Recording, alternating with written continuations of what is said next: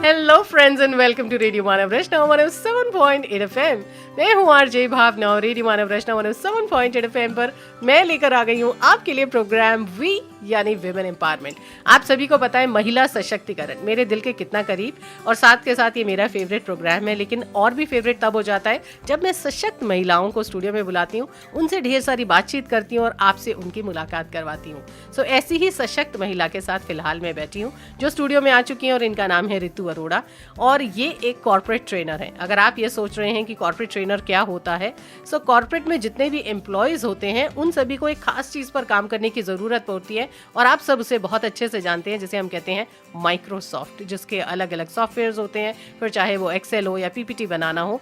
इन सारी चीजों में ये महारत हासिल करी हुई है। आज तक 60,000 से ज्यादा ऐसे एम्प्लॉयज को वो ट्रेन कर चुकी हैं और करीबन 2500 कॉर्पोरेट्स के साथ ये काम कर चुकी हैं। तो आप इमेजिन कर सकते हैं कितनी सीजन्ड प्रोफेशनल ये हैं, लेकिन साथ के साथ एक एम्पावर्ड और सशक्त महिला। और इनकी कहानी बहुत ही खूबसूरत है जो हम थोड़े ही देर में आपके लिए लेकर आएंगे। लेकिन उससे पहले करेंगे रितु जी का स्वागत रेडियो मानव वैष्णव 107.8 FM के स्टूडियो में।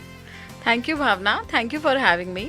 मैं बहुत सुपर एक्साइटेड हूँ और जो है thank you for having me. Ritu ji, मेरे प्रोग्राम का सबसे पहला स्टैंडर्ड सवाल, मुझे ऐसा लगता है आज तक कितनी सारी महिलाओं से मैं ये पूछ चुकी हूँ, और उसका एकमात्र कारण है कि मैं ये मानती हूँ विमेन एम्पावरमेंट या महिला सशक्तिकरण हर महिला के लिए अलग है।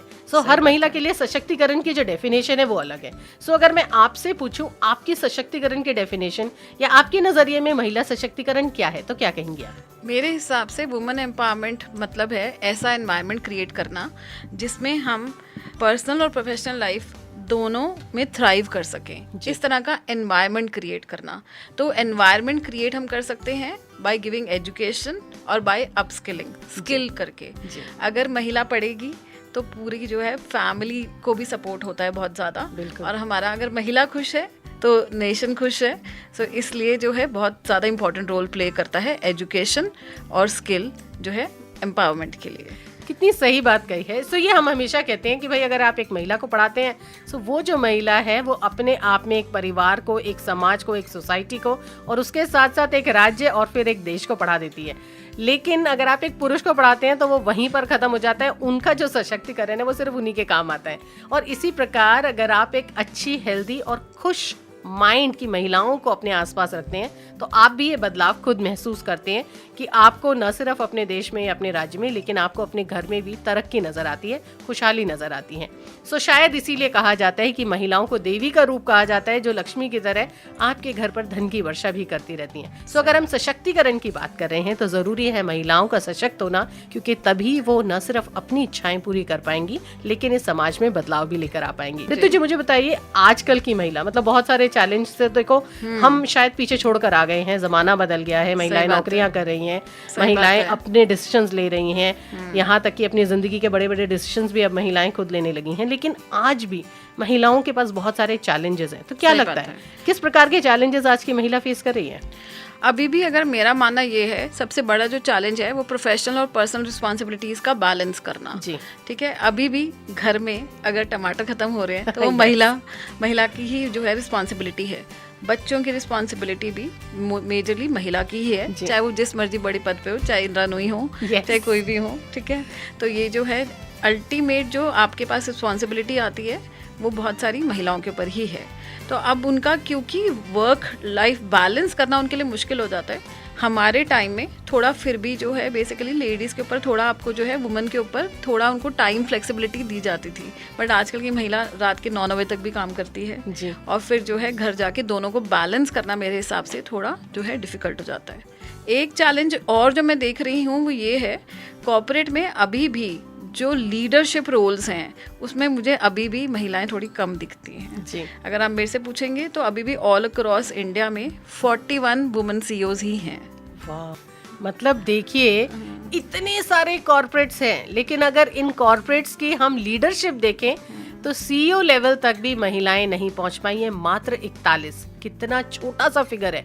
और अगर मैं बात करूं रितु जी की, तो 2500 से ज्यादा कॉर्पोरेट्स तो ये खुद ही अब तक डील कर चुकी हैं। और अगर उसमें भी मतलब सिर्फ इतने कॉर्पोरेट्स में ही हम एक फिगर निकालें, 41 बहुत छोटा फिगर है। सो मुझे लगता है महिलाओं को लीडरशिप रोल्स में आने की बहुत ज्यादा जरूरत है। एक लेवल पर आकर जो है उनकी बेसिकली ग्रोथ रुक जाती है, क्योंकि जो है पर्सनल रिस्पॉन्सिबिलिटीज या जो है उनको ग्रोथ जो है हिंड्रेंस हो जाती है। तो मेरा सजेशन ये है, अपस्किल करिए, और जो है हम और भी महिलाओं को देखना चाहेंगे एज अ सीईओ।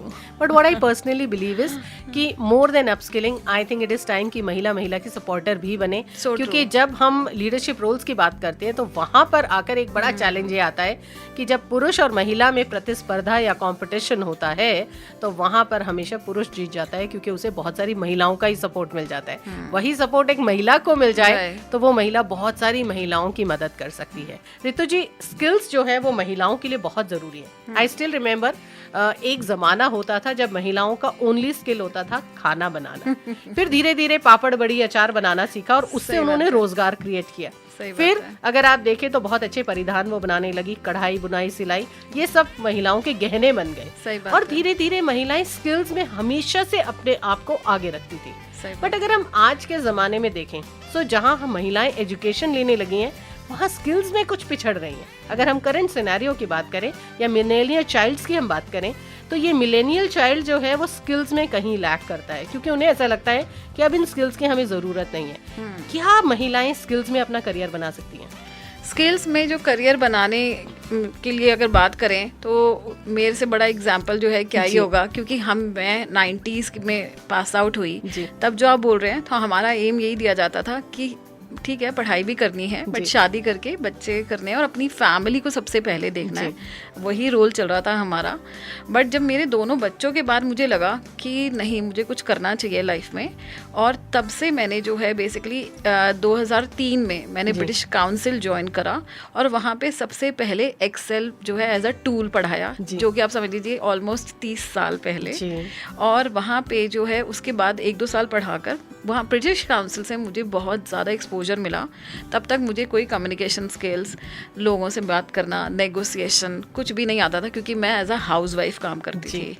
और जो है उसके बाद 2007 में सबसे पहले मुझे NTPC ने कॉल करा और बोला कि आप हमारे यहाँ पे आइए पढ़ाने, and I was the only female. मैं अभी फीमेल एक्सेल ट्रेनर कोई भी नहीं है। I am the one who is a female Excel trainer specially from my times. तो I feel proud of my journey. अभी जो है मैं नेशनली और इंटरनेशनली सिर्फ स्किल बेस पे मैं एक्सेल रोज़ लोगों को 17 साल से पढ़ा रही हूँ। स्किल बेस पे मतलब मैंने अपना पूरा करियर जो है अपने आप को ग्रोथ करते हुए देखा है, और लोगों को भी। तो जनरली मेरी ट्रेनिंग का मतलब होता है मैं लोगों को जो है एम्पावर करूँ ताकि वो ग्रो कर सके। ऑलमोस्ट मैंने जो है ऑलमोस्ट 30,000 फीमेल्स को एम्पावर करा है। वाओ! सो इमेजिन करिए कि अगर आज भी हम चाहें तो महिलाएं स्किल को बहुत अच्छे से नरिश कर सकती हैं और उस स्किल से एक बहुत ही खूबसूरत करियर बना सकती हैं। बट ज़रूरत यह है कि स्किल हमारे अंदर होनी चाहिए और इसे हम समय समय पर अपने आप को, जिस प्रकार ऋतु जी ने कहा, अपस्किल ज़रूर करते रहे। क्योंकि अगर आपके अंदर कोई स्किल है और उसको आप अपस्किल नहीं करेंगे तो एक दिन आप ऑब्सलीट हो जाएंगे उन्हीं सॉफ्टवेयर्स की तरह जिन्हें आज आप इस्तेमाल नहीं करते हैं।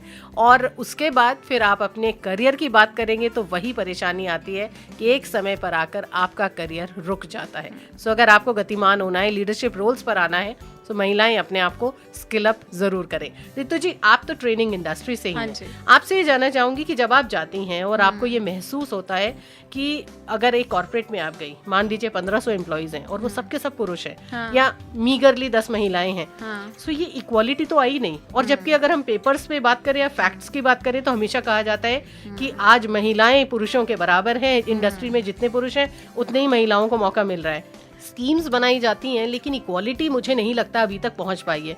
क्या कारण है? मतलब हम कॉर्पोरेट्स में ऐसा वुमेन फ्रेंडली एनवायरनमेंट क्या करें जिससे महिलाएं आ पाएं?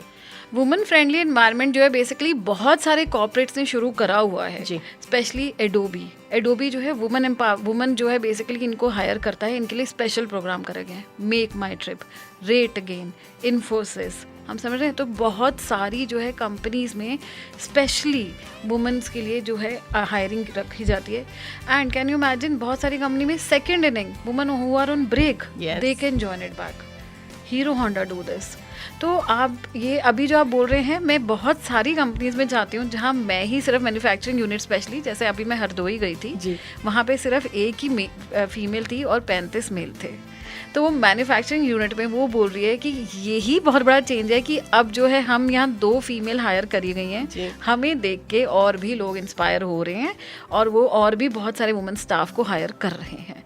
चेंजेस आ रहे हैं बट धीरे धीरे आ रहे हैं, but I am able to witness that, क्योंकि जब मैं पहले जब जाती थी, आप 10 साल पहले, तब कोई भी वुमन नहीं होती थी मैन्युफैक्चरिंग यूनिट में, बट अब मैं चेंजेस देख पा रही हूँ, क्योंकि हम जो है इंटीरियर ऑफ बेसिकली इंडिया में गई हूँ मैं, कभी झारखंड में गई हूँ, कभी रांची में गई हूँ, कभी हरदोई में गई हूँ और कभी गुड़गांव में भी जाती हूँ। तो गुड़गांव जैसी कॉर्पोरेट कंपनीज में तो बहुत चेंजेस आ गए हैं, no doubt.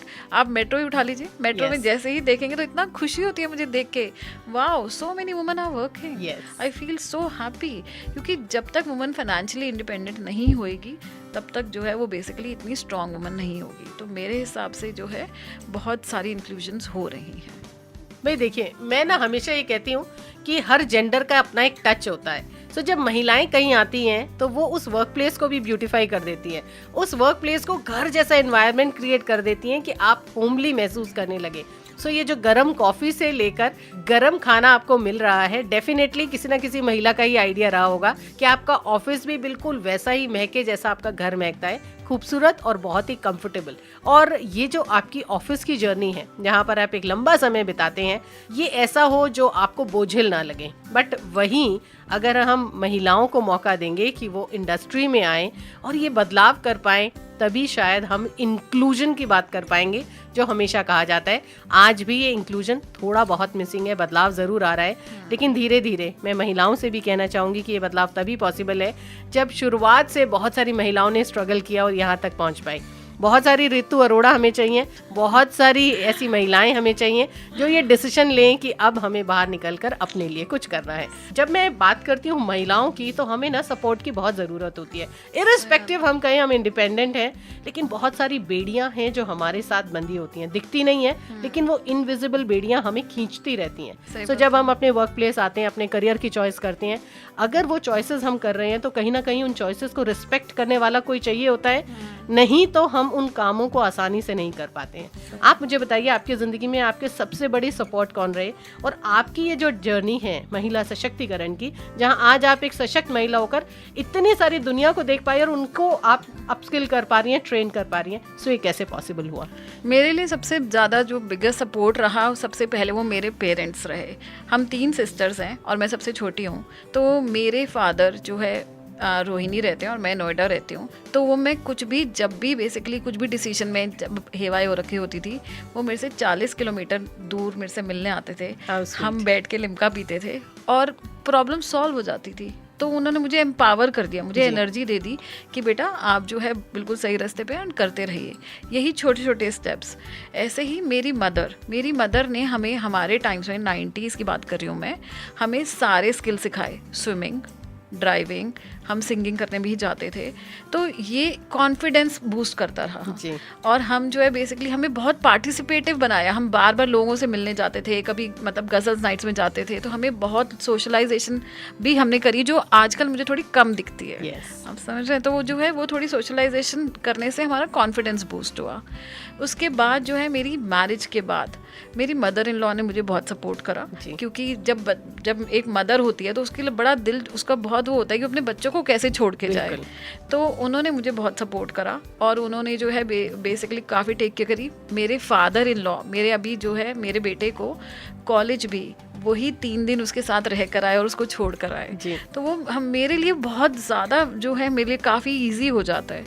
And after my marriage जो है हम एक लेवल पे 4 जनरेशन साथ रह रहे थे जी। तो एक दूसरे का सपोर्ट रहा बहुत पूरा वक्त फैमिली से। मेरी सिस्टर्स मुझे बहुत सपोर्ट करती हैं आज भी। जब मैं आज भी यहाँ पर आई हूँ तो वो मेरे लिए चीयर लीडर है। मेरा ब्रदर, मेरे बच्चे दोनों, मन्नत और वंश, ये बहुत बड़े बिगेस्ट चीयर लीडर है मेरे लिए। तो आई थिंक फिर जो है बेसिकली आपके बहुत सारे चैलेंजेस आएंगे, बहुत सारे स्ट्रगल्स आएंगे, बट क्योंकि आपके जो घर में आपके आसपास लोग हैं, अगर आपको सपोर्ट कर देते हैं तो लड़ाई फिर आसान हो जाती है।